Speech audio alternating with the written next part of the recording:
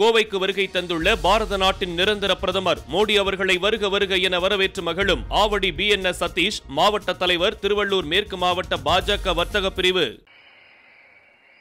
கோயம்புத்தூர் என்பது கலாச்சாரம், கனிவு, கவின் படைப்பு திறன் ஆகியவற்றை தனக்கு சொந்தமாக்கிக் கொண்ட பூமி. இந்த நகரமானது தென் பாரதத்தின் தொழில் முனைவு ஆற்றலின் शक्ति पीठम। यहां का टेक्सटाइल सेक्टर देश की इकोनॉमी का बहुत बड़ा कंट्रीब्यूटर है और अब तो कोयम्बटूर एक और मायने में विशेष बन गया है। यहां के भूतपूर्व सांसद CP राधाकृष्णन जी अब उपराष्ट्रपति के तौर पर हम सबका मार्गदर्शन कर रहे हैं। இங்கே இருக்கும் ஜவுளித்துறை தேசத்தின் பொருளாதாரத்திற்கு பெரும் பங்களிப்பு அளிக்கக்கூடியது. மேலும் இப்போது கோயம்புத்தூர் மேலும் ஒரு காரணத்தால் சிறப்பு பெறுகிறது. இங்கே நாடாளுமன்ற உறுப்பினராக இருந்த CP ராதாகிருஷ்ணன் அவர்கள் இப்போது துணை குடியரசுத் தலைவராக நம் அனைவருக்கும் வழிகாட்டிக் கொண்டிருக்கின்றார். साथियों, नेचुरल फार्मिंग एक ऐसा विषय है जो मेरे दिल के बहुत करीब है। मैं तमिलनाडु के सभी किसान साथियों को south India natural farming summit के इस अभूतपूर्व आयोजन के लिए शुभकामनाएं देता हूं। और अभी मैं प्रदर्शनी देखने गया था। मुझे बहुत किसानों से बातचीत करने का सौभाग्य मिला और कोई मैकेनिकल इंजीनियरिंग करके PhD करके खेती कर रहा है, कोई नासा में चंद्रयान का काम करते करते छोड़ करके खेती कर रहा है और खुद खेती करता है। इतना ही नहीं, अनेक किसानों को वो तैयार कर रहे हैं, नौजवानों को ट्रेन कर रहे हैं। मुझे आज सार्वजनिक रूप से स्वीकार करना होगा, अगर मैं आज इस कार्यक्रम में न आया होता तो मैंने मेरी जिंदगी में बहुत कुछ गंवाया होता और आज मैंने यहां आकर के बहुत कुछ सीखा है। मैं अब मन से तमिलनाडु के किसानों की जो हिम्मत है, परिवर्तन को स्वीकार करने की उनकी जो ताकत है, उसको 100 सलाम करता हूं। நண்பர்களே, இயற்கை விவசாயம் என்பது விசேஷமான ஒன்று. இது என் இதயத்துக்கு மிகவும் நெருக்கமானது. நான் தமிழ்நாட்டின் அனைத்து வேளாண் குடிமக்களுக்கும் நண்பர்களுக்கும் தென்னிந்திய இயற்கை விவசாய மாநாட்டின் பொருட்டு என் மனம் கனிந்த நல்வாழ்த்துக்களை தெரிவித்துக் கொள்கிறேன். அடுத்ததாக, இங்கே மேடைக்கு வருவதற்கு முன்பாக நான் அங்கே காட்சிப்படுத்தப்பட்டிருக்கும் பல்வேறு அரங்குகளை சென்று பார்த்தேன். ஒருவர் இயந்திர பொறியியலில் முனைவர் பட்டம் பெற்ற பிறகு விவசாயத்திற்கு வந்திருக்கிறார். ஒருவர் இஸ்ரோவை விட்டுவிட்டு, அந்த வேலையை விட்டுவிட்டு இங்கே வேளாண் தொழிலை புரிய வந்திருக்கின்றார். இவர்களுடைய இந்த பணி கருத்தூக்கம் அளிக்க வல்லது. இவர்கள் மட்டும் கருத்தூக்கம் தங்களுக்கு அளித்துக் கொள்ளவில்லை, இவர்கள் மற்றவர்களுக்கும் உத்வேகம் அளிக்கின்றார்கள், அவர்களுக்கும் பயிற்சி அளித்து வேளாண் தொழிலை முன்னெடுத்து செல்லுகின்றார்கள், புதிய புதிய உத்திகளையும் வழிமுறைகளையும் கைக்கொண்டு. ஒருவேளை நான் இங்கே வாராது போயிருந்தால் நான் பல விஷயங்களை தெரிந்து கொள்ளாமல் போயிருப்பேன். என்னுடைய கற்றல் குறைந்து போயிருக்கும். இந்த வேளையிலே நான் தமிழ்நாட்டின் வேளாண் பெருமக்களுக்கு என்னுடைய மனம் நிறைந்த பாராட்டுக்களை உங்களுடைய துணிச்சலுக்காக காணிக்கையாக்குகின்றேன். यहां किसान भाई बहन, एग्रीकल्चर साइंटिस्ट, इंडस्ट्री से जुड़े साथी स्टार्टअप और इनोवेटर्स सब एक साथ जुटे हैं। मैं आप सभी का बहुत बहुत अभिनंदन करता हूं। இங்கே வேளாண் சகோதர சகோதரிகளும் விவசாய அறிவியலாளர்களும் தொழில்துறையோடு இணைந்த நண்பர்களும் ஸ்டார்ட் அப்புகளும் புதுமைகள் கண்டுபிடிப்பாளர்களும் ஒன்றாக இணைந்திருக்கின்றார்கள். நான் உங்கள் அனைவருக்கும் என் வாழ்த்துக்களை தெரிவித்துக் கொள்ளுகின்றேன். साथियों, आने वाले वर्षों में मैं भारत की खेती में कई बड़े बदलाव होते देख रहा हूं। भारत नेचुरल फार्मिंग का ग्लोबल हब बनने के रास्ते पर है। हमारी बायोडायवर्सिटी एक नया आकार ले रही है। देश के युवा भी अब एग्रीकल्चर को एक मॉडर्न स्केलेबल अपॉर्चुनिटी के रूप में देख रहे हैं। इससे देश की रूरल इकोनॉमी को बहुत बड़ी ताकत मिलने जा रही है। நண்பர்களே, வரவிருக்கின்ற ஆண்டுகளிலே பாரதத்தின் வேளாண் துறையில் பல பெரிய மாறுதல்கள் ஏற்படவிருப்பதை நான் காண்கின்றேன். பாரதம் இயற்கை விவசாயத்தின் உலகளாவிய மையப்புள்ளியாக ஆகும் பாதையிலே பயணிக்க தொடங்கி இருக்கின்றது. நம்முடைய உயிரி பன்முகத்தன்மை ஒரு புதிய வடிவத்தை எடுத்து வருகின்றது. தேசத்தின் இளைஞர்களும் கூட இப்போது விவசாயத்தை நவீனமானதாகவும் அளவிடக்கூடிய சந்தர்ப்பமாகவும் காணத் தொடங்கி இருக்கின்றார்கள். முக்கியமாக இதனால் ஊரக பகுதி பொருளாதாரம் மேம்படும் என்பதை அறுதியிட்டு என்னால் சொல்ல முடியும். मेरे किसान भाई बहनों, बीते 11 वर्षों में देश के पूरे कृषि सेक्टर में बहुत बड़ा परिवर्तन हुआ है। हमारा एग्रीकल्चरल एक्सपोर्ट करीब करीब 2 गुना हुआ है। खेती को आधुनिक बनाने के लिए सरकार ने किसानों को मदद देने का हर रास्ता खोला है. நண்பர்களே, கடந்த 11 ஆண்டுகளிலே தேசத்தின் ஒட்டுமொத்த வேளாண் துறையிலும் ஒரு மிகப்பெரிய மாற்றம் ஏற்பட்டிருக்கின்றது. நம்முடைய வேளாண் ஏற்றுமதி கிட்டத்தட்ட இரட்டிப்பாகி இருக்கிறது. விவசாயத்தை நவீனப்படுத்த அரசாங்கம் விவசாயிகளுக்கு உதவி புரிய தேவையான அனைத்து வழிகளையும் திறந்து விட்டிருக்கின்றது. किसान क्रेडिट कार्ड अकेले केसीसी से ही इस साल किसानों को 10 लाख करोड़ रुपए से ज्यादा की मदद दी गई है. ये 10 लाख करोड़ आंकड़ा बहुत बड़ा है. 7 साल पहले पशुपालकों और मछली पालकों को केसीसी की सुविधा मिलने के बाद वो भी इसका जमकर लाभ उठा रहे हैं. बायो फर्टिलाइजर पर जीएसटी कम होने से भी किसानों को बहुत फायदा हुआ है. விவசாயிகள் கடன் அட்டை மூலமாக மட்டுமே இந்த ஆண்டு விவசாயிகளுக்கு 10,000 கோடி ரூபாய்க்கும் அதிகமான உதவிகள் அளிக்கப்பட்டிருக்கின்றன. 7 ஆண்டுகளுக்கு முன்பாக கால்நடை பராமரிப்பாளர்களுக்கும் மீன் வளர்ப்பாளர்களுக்கும் இந்த விவசாய கடன் அட்டை வசதி கிடைத்த பிறகு அவர்களும் கூட இதனால் நிறைவான பலன்களை பெற்று வருகின்றார்கள். உயிரி உரங்கள் மீதான ஜிஎஸ்டி வரியை குறைக்கப்பட்டதாலும் விவசாயிகளுக்கு அதிக ஆதாயங்கள் கிடைத்திருக்கின்றன. साथियों, अभी कुछ ही देर पहले इसी मंच से हमने देश के किसानों को पीएम किसान सम्मान निधि की अगली किस्त जारी की है.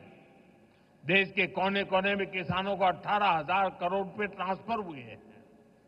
यहां तमिलनाडु के भी लाखों किसानों के खाते में पीएम किसान सम्मान निधि के पैसे पहुंचे हैं. நண்பர்களே, இப்போது சற்று நேரம் முன்பாக இந்த மேடையிலிருந்து தேசத்தின் விவசாயிகளுக்கு பிரதம மந்திரி விவசாயிகள் கௌரவ கொடையின் அடுத்த தவணை கொண்டு சேர்க்கப்பட்டது. தேசத்தின் அனைத்து மூலைகளில் இருக்கும் விவசாயிகளுக்கும் 18,000 கோடி ரூபாய் பரிமாற்றம் செய்யப்பட்டிருக்கின்றது. இங்கே தமிழ்நாட்டிலும் கூட பல லட்சம் விவசாயிகளின் வங்கிக் கணக்குகளிலும் பிரதம மந்திரி விவசாயிகள் கௌரவ கொடை அளிக்கப்பட்டிருக்கிறது. साथियों, अब तक इस योजना के तहत देश के छोटे किसानों को 4 लाख करोड़ रुपए की राशि सीधे उनके बैंक खाते में भेजी जा चुकी है। ये राशि किसानों के खेती से जुड़े अनेक कामों को पूरा करने का माध्यम बनी है। मैं इस योजना के लाभार्थी करोड़ों किसान भाई बहनों को बहुत बहुत शुभकामनाएं देता हूं। நண்பர்களே, இதுவரை இந்த திட்டத்திற்கு உட்பட்டு தேசத்தின் சிறு விவசாயிகளுக்கு 4 லட்சம் கோடி ரூபாய் தொகை நேரடியாக அவர்களுடைய வங்கிக் கணக்குகளிலே செலுத்தப்பட்டாகிவிட்டது. இந்த தொகை விவசாயத்தோடு தொடர்புடைய பல்வேறு பணிகளை நிறைவேற்றிக் கொள்ளும் சாதனமாக விவசாயிகளுக்கு பயனளிக்கிறது. இந்த திட்டத்தால் பயனடைந்த கோடிக்கணக்கான விவசாயிகளுக்கு நான் என் நல்வாழ்த்துக்களை தெரிவித்துக் கொள்ளுகின்றேன். वहां पीछे 2 बालिकाएं प्ले कार्ड लेकर कब से खड़ी है, हाथ उनके थक जाएंगे। मैं सिक्योरिटी के लोगों से कहूंगा कि वो लेकर के, शायद मेरे लिए लेके आई है, वो लेकर के मुझे दे दीजिए और आपका जो कुछ भी मैसेज होगा मैं उसको बड़ी गंभीरता से लूंगा। அங்கே கூட்டத்திலே ஒரு சிறுவன் கையிலே ஒரு பதாகையை ஏந்தி கொண்டிருக்கின்றான். அந்த குழந்தையிடமிருந்து பாதுகாப்பு அமைப்பை சேர்ந்தவர்கள் அவர்கள் அந்த பதாகையை வாங்கி கொண்டு வாருங்கள். கண்ணா, அதுல என்ன எழுதியிருக்கோ அதை நான் சீரியஸா எடுத்துக்கிறேன், அதை கருத்துல கொள்றேன் அப்படிங்கறத நான் தெரிவிச்சுக்கிறேன். उसको जरा कलेक्ट करके मेरे पास पहुंचा दीजिए। அதை யாராவது கொஞ்சம் சேகரிச்சுட்டு இங்க கொண்டு வாங்க. साथियों, थैंक यू बेटा, आप कब से हाथ ऊपर करके खड़े थे। साथियों, கண்ணா ரொம்ப நேரமா கைய அதை தூக்கிட்டே நின்னுட்டு இருந்த, ரொம்ப ரொம்ப நன்றி உனக்கு. साथियों, नेचुरल फार्मिंग का विस्तार आज 21वीं सदी की कृषि की मांग है। बीते कुछ सालों में मांग बढ़ने के कारण खेतों में एग्रीकल्चर से जुड़े कई सेक्टर्स में केमिकल्स का इस्तेमाल तेजी से बढ़ा है। நண்பர்களே, இயற்கை வேளாண்மையின் விரிவாக்கம் என்பது இன்று 21ஆம் நூற்றாண்டு வேளாண்மையின் தேவை. கடந்த சில ஆண்டுகளிலே தேவையின் அதிகரிப்பு காரணத்தாலே வயல்களிலே விவசாயத்தோடு தொடர்புடைய பல துறைகளிலே ரசாயனங்களின் பயன்பாடு விரைவாக அதிகரித்து வருகின்றது. केमिकल फर्टिलाइजर्स और पेस्टिसाइड्स के ज्यादा इस्तेमाल के कारण सॉइल फर्टिलिटी गिर रही है, सॉइल मॉइस्चर पर असर पड़ रहा है और इन सबके साथ फार्मिंग की कॉस्ट पर हर साल वो बढ़ती ही जा रही है। इसका सॉल्यूशन क्रॉप डाइवर्सिफिकेशन और नेचुरल फार्मिंग से ही संभव है। ரசாயன உரங்கள், பூச்சிக்கொல்லிகள் ஆகியவை அதிக அளவிலான பயன்படுத்தல் காரணமாக நிலத்தின் வளம் வீழ்ச்சியடைகிறது, மண்ணின் ஈரத்தன்மைக்கு பாதிப்பு ஏற்படுகிறது. மேலும் இவை அனைத்தோடு விவசாயத்தின் செலவினமும் ஒவ்வொரு ஆண்டும் அதிகரித்துக் கொண்டே இருக்கின்றது. இதற்கான தீர்வு என்னவென்று சொன்னால், பயிர்களின் பன்முகத்தன்மை மற்றும் இயற்கை வேளாண்மை மட்டுமே. साथियों, हमारी मिट्टी की फर्टिलिटी और क्रॉप में न्यूट्रिशनल रिवाइवल के लिए हमें नेचुरल फार्मिंग के रास्ते पर बढ़ना ही होगा। ये हमारा विजन भी है और हमारी जरूरत भी है। तभी जाकर हम अपनी आने वाली पीढ़ियों के लिए अपनी बायोडायवर्सिटी को संरक्षित रख पाएंगे। நண்பர்களே, நம்முடைய மண்ணின் வளத்தை பொருட்டும் பயிர்களின் ஊட்டச்சத்தின் மீள் உயிர்ப்பின் பொருட்டும் நாம் இயற்கை வேளாண்மை பாதையிலே முன்னேறியே ஆக வேண்டும். இதுவே நம்முடைய தொலைநோக்கு, இது நம்முடைய அத்தியாவசிய தேவையும் கூட. அப்போதுதான் நாம் நமது வரவிருக்கும் தலைமுறையினருக்கு நமது உயிரி பன்முகத்தன்மையை பாதுகாத்து அளிக்க முடியும். नेचुरल खेती हमें क्लाइमेट चेंज, मौसम में हो रहे बदलाव का सामना करने में मदद करती है।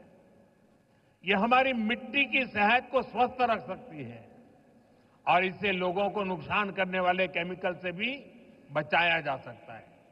आज का ये आयोजन इसी दिशा में एक बहुत बड़ी भूमिका निभाने जा रहा है। இயற்கை வேளாண்மையானது சூழல் மாற்றம், பருவநிலையில் ஏற்பட்டு வரும் மாற்றத்தை எதிர்கொள்ள நமக்கு பேருதவியாக இருக்கின்றது. இது நமது மண்ணின் நலத்தையும் ஆரோக்கியமாக வைத்திருக்க உதவுகின்றது. மேலும் இதனால் மக்களுக்கு தீங்கு விளைவிக்கும் வேதிப் பொருட்களிலிருந்து தற்காத்துக் கொள்ள முடிகின்றது. இன்றைய இந்த மாநாடு இந்த திசையினிலே மிகப்பெரிய பங்களிப்பை அளிக்க இருக்கின்றது. साथियों, हमारी सरकार भारत के किसानों को नेचुरल फार्मिंग के लिए भी बहुत प्रोत्साहन दे रही है। एक वर्ष पहले केंद्र सरकार ने national mission on natural farming की शुरुआत की थी। इससे लाखों किसान जुड़ चुके हैं। நண்பர்களே, நமது அரசாங்கம் பாரதத்தின் விவசாய பெருமக்கள் இயற்கை வேளாண்மையை மேற்கொள்ள நிறைய ஊக்கமளித்து வருகின்றது. ஓராண்டுக்கு முன்பாக மத்திய அரசு இயற்கை விவசாய தேசிய நோக்கினை தொடங்கி வைத்தது. இதன் காரணமாக லட்சோப லட்சம் விவசாயிகளால் ஒன்றிணைய முடிந்தது. इसका पॉजिटिव इम्पैक्ट खास तौर पर पूरे दक्षिण भारत पर में दिख रहा है। यहां आज तमिलनाडु में ही करीब 35,000 हेक्टेयर लैंड पर ऑर्गेनिक और नेचुरल फार्मिंग हो रही है। இது ஏற்படுத்திய ஆக்கப்பூர்வமான தாக்கத்தை குறிப்பாக மொத்த தென் பாரதத்திலும் நன்கு காண முடிகிறது. இங்கே தமிழ்நாட்டிலும் கூட சுமார் 35,000 ஹெக்டேர் அளவு நிலத்தில் இயற்கை வேளாண்மை மேற்கொள்ளப்பட்டு வருகின்றது. साथियों, नेचुरल फार्मिंग भारत का अपना स्वदेशी विचार है। यह हमने कहीं से इंपोर्ट नहीं किया है, यानी हमारी ट्रेडिशन से जन्मा है। हमारे पूर्वजों ने तपस्या करके इसको तैयार किया है और ये हमारे पर्यावरण के अनुकूल है। நண்பர்களே, இயற்கை வேளாண்மை பாரதத்தின் சொந்தமான சுதேசி கருத்து. இதை நாம் எங்கிருந்தும் யாரிடமிருந்தும் பெறவில்லை, இறக்குமதி செய்யவில்லை. அதாவது இது நமது பாரம்பரியத்தில் பிறந்தது, நம்முடைய சுற்றுச்சூழலுக்கு உவப்பானது, உகந்தது. मुझे खुशी है कि दक्षिण भारत के किसान प्राकृतिक खेती की परंपराओं जैसे पंचगव्य, जीवामृत, बीजामृत, आच्छादन आदि को निरंतर अपनाए हुए हैं। ये परंपराएं मिट्टी का स्वास्थ्य बेहतर रखती हैं, फसलों को केमिकल मुक्त रखती हैं और इनपुट कॉस्ट बहुत कम कर देती है। தென்னிந்தியாவின் விவசாயிகள் இயற்கை வழி வேளாண்மையின் பாரம்பரியங்களான பஞ்சகவ்யம், ஜீவாமிர்தம், பீஜாமிர்தம், ஆச்சாதன் போன்றவற்றை நிரந்தரமாக உள்வாங்கிக் கொண்டிருக்கின்றார்கள் என்பது எனக்கு மட்டற்ற மகிழ்ச்சியை அளிக்கிறது. साथियों, नेचुरल फार्मिंग के साथ हम अगर श्री अन्न, मिलेट्स की पैदावार जोड़ते हैं तो ये भी धरती मां की रक्षा में अहम भूमिका निभाते हैं। நண்பர்களே, இயற்கை வேளாண்மையோடு கூடவே நாம் ஸ்ரீ அன்னம், அதாவது சிறுதானியங்கள் பயிர் செய்வதையும் இணைக்க வேண்டும். இவை நம்முடைய இந்த பூமித்தாயின் பாதுகாப்பிற்கு சிறப்பான பங்களிப்பினை அளிக்கின்றது. तमिलनाडु में तो भगवान मुरुगन को शहद और श्री अन्न से बने तेनम तिनई मावुम उसका भोग लगाया जाता है. तमिल रीजन्स में कंबू और सामई, केरला कर्नाटका में रागी, तेलुगु भाषी राज्यों में सज्जा और जोन्ना, ये पीढ़ियों से हमारे खान पान का हिस्सा रहे हैं.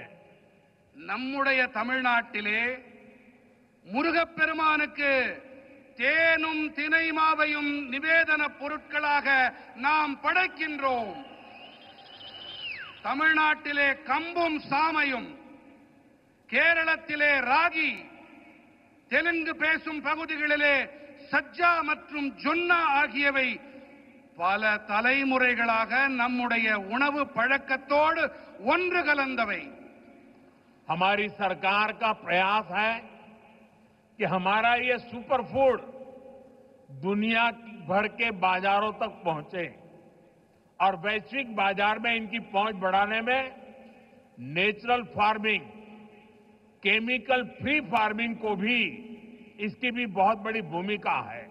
इसलिए मैं समझता हूं इस समिट में इससे जुड़े प्रयासों पर भी अवश्य चर्चा होनी चाहिए. நம்முடைய அரசின் முயற்சி என்னவென்றால் நமது இந்த சூப்பர் உணவானது உலகெங்கிலும் இருக்கும் சந்தைகள் வரை சென்று சேர வேண்டும் என்பதுதான். மேலும் உலகளாவிய சந்தைகளிலும் இவற்றின் வீச்சினை அதிகரிக்க இயற்கை வேளாண்மை, ரசாயனங்கள் இல்லா வேளாண்மை ஆகியவற்றுக்கு மிகப்பெரிய பங்களிப்பு இருக்கின்றது. ஆகையினால்தான் இந்த மாநாட்டிலே இதோடு தொடர்புடைய முயற்சிகள் தொடர்பாகவும் கண்டிப்பாக விவாதங்கள் நடைபெற வேண்டும் என்று நான் விரும்புகிறேன், கருதுகிறேன். साथियों, मेरा एक आग्रह मोनोकल्चर के बजाय मल्टी कल्चर कृषि का भी रहा है.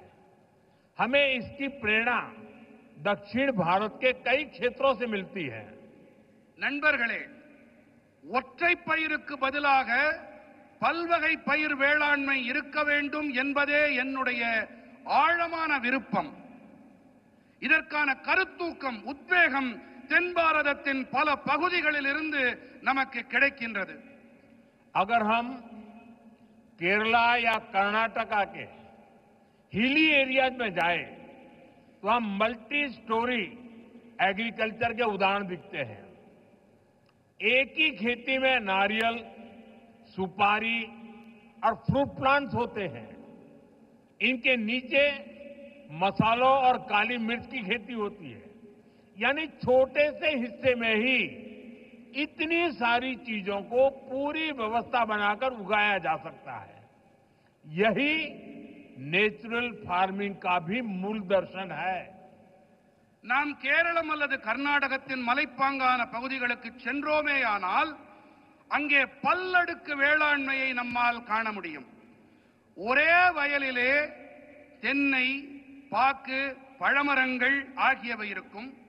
இவற்றுக்கு இடையே கீழே ஊடுபயிராக மசாலா பொருட்கள், மிளகு போன்றவை பயிர் செய்யப்படுகின்றன. அதாவது ஒரு சின்ன பகுதியிலேயே கூட இத்தனை பயிர்களுக்கும் நிறைவான ஏற்பாடுகளை செய்து பயிர் செய்விக்க முடியும். இதுதான் இயற்கை வேளாண்மையின் அடிப்படை கோட்பாடு. खेती के इस मॉडल को हमें पान इंडिया लेवल पर आगे ले जाना है. मैं राज्य सरकारों से भी कहूंगा कि वो इस पर विचार करें कि कैसे हम इन प्रैक्टिस को देश के अलग अलग भूभागों में लागू कर सकते हैं. விவசாயத்தில் இந்த மாதிரியை நாம் இந்தியா நடுக கொண்டு செல்ல விரும்புகின்றோம். இதன் மீது கவனத்தை செலுத்த வேண்டும் என்று நான் மாநில அரசுகளிடம் வேண்டிக் கொள்ளுகின்றேன். அதாவது எப்படி இந்த வழிமுறைகளை தேசத்தின் பல்வேறு பகுதிகளிலும் அமல் செய்வது என்பதை நாம் ஆராய வேண்டும். साथियों, साउथ इंडिया एग्रीकल्चर की एक लिविंग यूनिवर्सिटी रहा है. इसी भूभाग पर दुनिया के सबसे पुराने फंक्शनिंग डैम्स बने। यहां 13वीं सेंचुरी में कलिंग रायन कैनाल बनी। यहां के मंदिरों के तालाब डिसेंट्रलाइज्ड वाटर कंजर्वेशन सिस्टम का एक मॉडल बने। நண்பர்களே, தென்னிந்தியா விவசாயத்தின் ஒரு வாழும் பல்கலைக்கழகமாக இருந்து வருகின்றது. இந்த பகுதியிலே உலகத்தின் மிக பழமையான இன்றும் கூட செயல்பட்டு வரும் அணைகள் உருவாக்கப்பட்டிருக்கின்றன. இங்கே 13ஆம் நூற்றாண்டைச் சேர்ந்த கலிங்கராயன் கால்வாய் உருவாக்கப்பட்டது. இங்கே இருக்கும் ஆலயங்களில் அமைந்த பரவலாக்கப்பட்ட நீர் பராமரிப்பு முறைகள், குளங்கள், அவை ஒரு மாதிரி ஆயின. इसी धरती ने नदियों के जल को नियंत्रित कर इसे खेती के लिए इस्तेमाल करने का मॉडल दिया। इसी धरती ने हजारों वर्ष पहले इतनी साइंटिफिक वाटर इंजीनियरिंग की है। इसलिए मेरा विश्वास है देश और दुनिया को नेचुरल फार्मिंग में लीडरशिप भी इसी भूभाग से मिलेगी।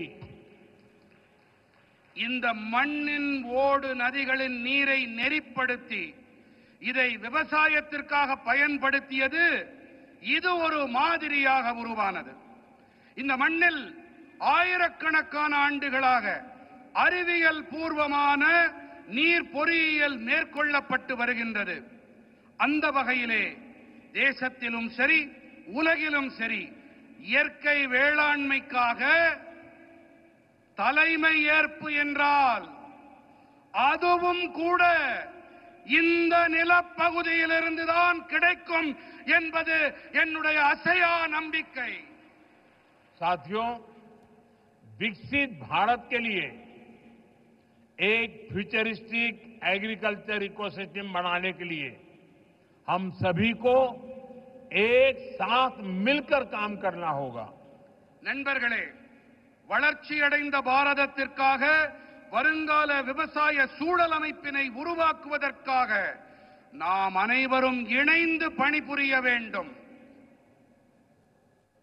मैं देश भर के मेरे किसान भाई बहनों को, तमिलनाडु के मेरे किसान साथियों से कहूंगा कि आप 1 एकड़ 1 सीजन से शुरुआत करें.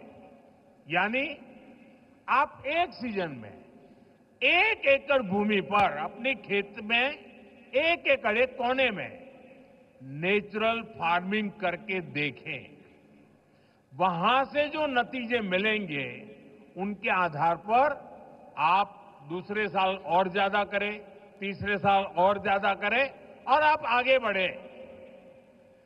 நான் நம்முடைய தேசத்தின் விவசாயிகளாகட்டும், இங்கே தமிழ்நாட்டின் விவசாய பிரதிநிதிகளாக இங்கே கூடியிருக்கும் வேளாண் துறை சகோதர சகோதரிகளாகட்டும், நீங்கள் அனைவரும் 1 ஏக்கர் 1 பருவம் என்பதிலிருந்து தொடங்குங்கள். அதாவது நீங்கள் ஒரு பருவ காலத்தில் 1 ஏக்கர் நிலத்தில் இயற்கை விவசாயம் செய்வதை தொடங்குங்கள். அதிலிருந்து உங்களுக்கு என்ன பலன்கள், என்ன விளைவுகள் கிடைக்கிறதோ அதை பொறுத்து விரிவாக்கம் செய்யுங்கள் என்று நான் என்னுடைய விவசாய சகோதர சகோதரிகளிடம் கேட்டுக்கொள்ளுகின்றேன். मैं सभी साइंटिस्ट और रिसर्च इंस्टीट्यूशन से भी आग्रह करूंगा कि नेचुरल फार्मिंग को एग्रीकल्चर करिकुलम का मुख्य हिस्सा बनाएं. आप गांव में जाकर किसानों के खेत को अपने लैब बनाएं. हमें हर हाल में नेचुरल फार्मिंग को साइंस बैक्ड मूवमेंट बनाना होगा. இயற்கை விவசாயத்தை வேளாண் பாடத்திட்டத்தில் முக்கியமான பங்காக ஆக்குங்கள். கிராமங்களுக்கு சென்று விவசாயிகளின் வயல்களை உங்களுடைய பரிசோதனை கூடங்களாக ஆக்குங்கள் என்று நான் அனைத்து அறிவியலாளர்களிடமும் ஆய்வு நிறுவனங்களிடமும் வேண்டிக் கொள்ளுகின்றேன். நாம் எப்படியாவது நாம் இயற்கை விவசாயத்தை அறிவியல் சார்புடைய இயக்கமாக ஆக்க வேண்டும். नेचुरल फार्मिंग के इस अभियान में राज्य सरकारों और एफपीओज की बड़ी भूमिका और बहुत बड़ी भूमिका है। बीते कुछ सालों में देश में 10,000 किसान उत्पाद संघ एफपीओज बने हैं। இயற்கை விவசாயத்தின் இந்த இயக்கத்திலே மாநில அரசுகள் மற்றும் விவசாயிகள் உற்பத்தியாளர் சங்கங்களின் பங்களிப்பு மகத்தானது.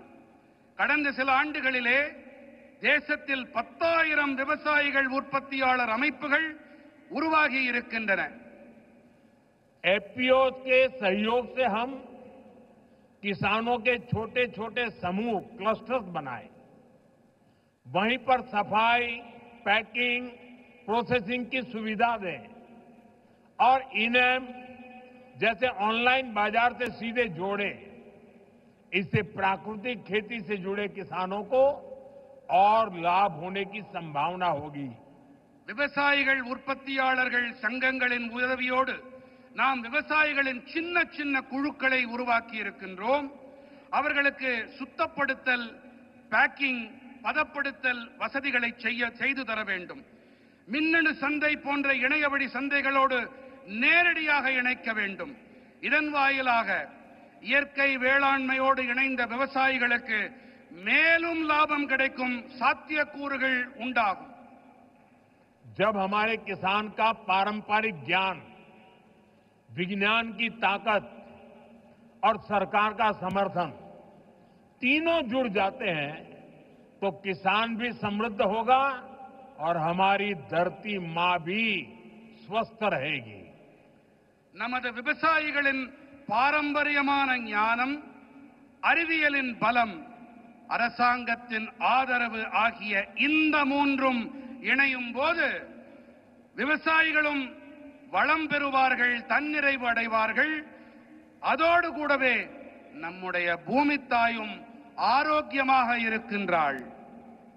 साथियों, मेरा पक्का विश्वास है ये समिट और खास करके हमारे किसान भाई बहनों ने जो नेतृत्व दिया है, इस समिट से देश में नेचुरल फार्मिंग को एक नई दिशा मिलने वाली है. यहां से नए आइडियाज, नए सॉल्यूशंस निकलेंगे. इसी उम्मीद के साथ मैं आप सभी को फिर से बहुत बहुत शुभकामनाएं देता हूं. बहुत बहुत धन्यवाद. எனக்கு ஒரு நம்பிக்கை இருக்கின்றது, மிகப்பெரிய நம்பிக்கை. அது என்னவென்று சொன்னால், இங்கே ஆர்வத்தோடு இந்த மாநாட்டிலே பங்கெடுப்பதற்காக வந்திருக்கும் வேளாண் பெருமக்களும் சரி, உங்களுக்கு தலைமை ஏற்று நடத்தி கொண்டிருக்கும் இந்த தகைமையாளர்களும் சரி, இவர்கள் காரணமாக இந்த மாநாடு தேசத்தின் இயற்கை வேளாண்மைக்கு ஒரு புதிய திசையை காட்டும். இங்கிருந்து உருவாகும் புதிய கருத்துக்கள், எண்ணங்கள் மூலமாக புதிய தீர்வுகள் பிறக்கும். இந்த நம்பிக்கையோடு உங்கள் அனைவருக்கும் பல பல நல்வாழ்த்துக்களை தெரிவித்துக் கொள்கிறேன். நன்றி. मेरे साथ बोले भारत माता की, भारत माता की, भारत माता की. बहुत बहुत धन्यवाद.